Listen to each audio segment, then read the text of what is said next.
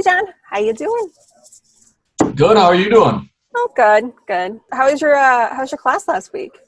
The class went pretty well. It was a smaller group, but it was pretty beneficial. Actually, I kind of like doing the small classes. You get a lot more one-on-one time. It was the mill manufacturing fundamentals class. This was a small session. It was held virtually. So the students were at their own locations. Some were in their homes, some were in their places of business, and of course I worked remotely, so I was in my home as I was teaching the class.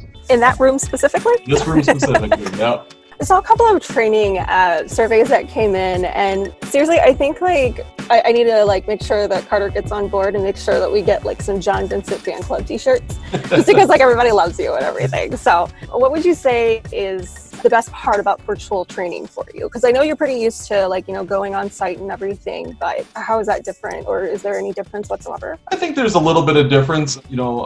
Obviously there's a little bit of disconnect. Just having during break times, having discussions about people's daily work in different industries and things like that.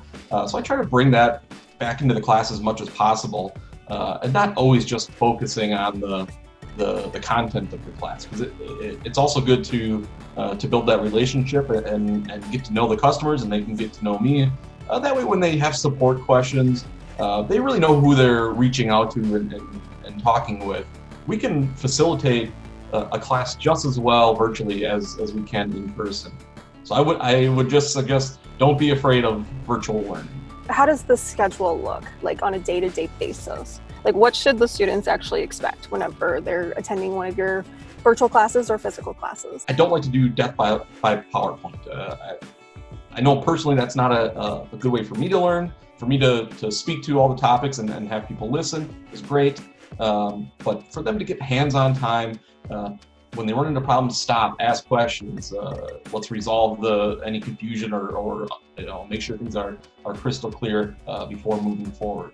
And it really gives students an opportunity to not have to work kind of under the gun that they might learn on the job. Whereas now we can really stop, take all the time we need, make sure things are understood. And I think this really helps foster some in-depth learning in our classes. All right, well, thank you so much, John, for your time. I think we're done. Perfect. Sounds good.